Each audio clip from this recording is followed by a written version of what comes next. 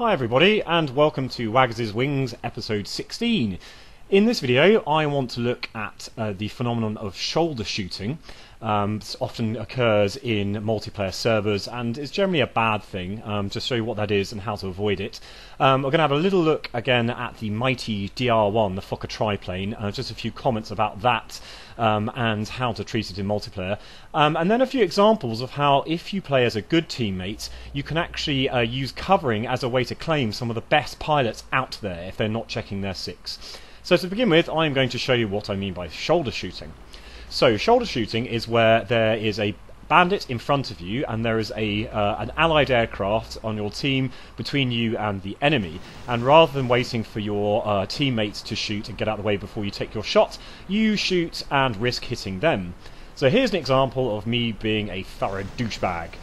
You'll see that myself and a teammate are on the tail of an RE-8 English aircraft, and my wingman, he's ahead of me and taking a lot of shots.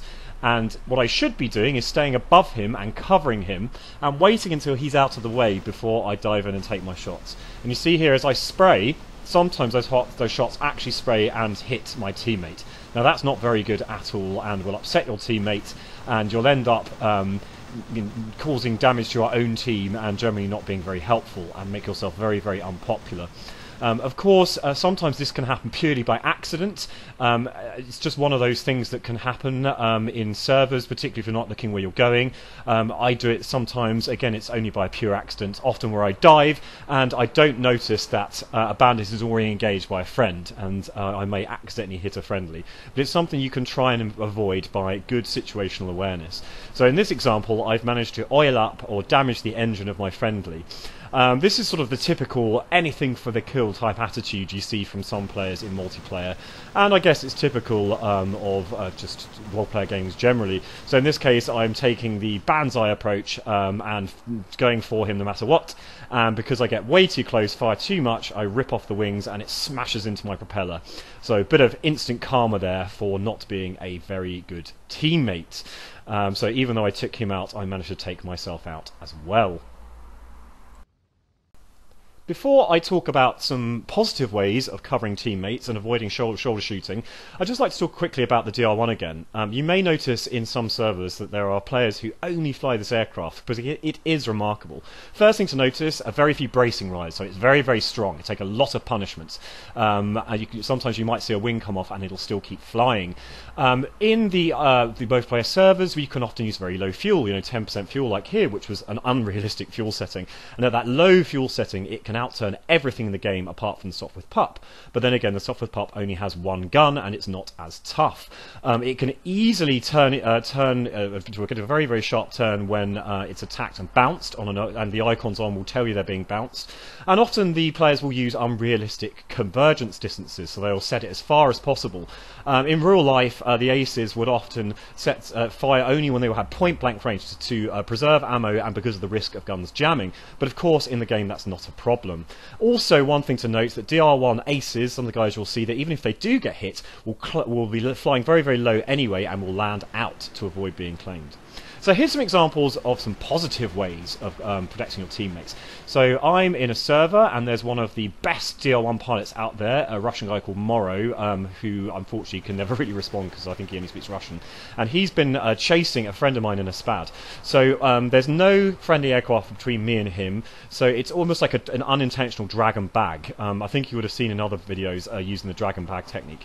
So I've got some shots in and I've damaged his engine, so he's on the way out. Now you'll see that he's done that amazing quick turn, and because he has his convergence set far away, he's able to take some pop shots off of me, but I get away with it. I think at this point I forgot to close my radiator, so you can see, or open my radiator, so you can see my engine's overheating, but I haven't noticed. So even though his engine will conk out eventually, I'm still wanting to cover my teammates. So I'm watching him pass underneath me, and now he's heading towards our airfield, and I believe that a teammate is about to try and take off in an RE-8. So he has spotted that, and so he is going to go after that friendly player. So you can see I'm just staying above him so he can't get at me, and trying to keep an eye out for an opportunity to get him when he's vulnerable. So you see there he's gone after my RE-8 teammate. Often when a DR1 pilot, or any pilots really, is attacking in multiplayer, even with icons on, they may not keep an eye on the icon warnings because they have that kind of tunnel vision. So you see here I'm diving in and taking some shots, and I do some really good damage to him. He gets into that very, very tight turn. At this point I pull up into the left climb, and you'll see he follows me into the left climb. I just want to make that differentiation. The DR1 has an amazing left turn, but when it gets into a left climb it can stall, just like you've seen here. So as he stalls I get in those finishing shots and finish off his engine. And because he's wildly manoeuvring and he's stalled at a very low altitude, he crashes.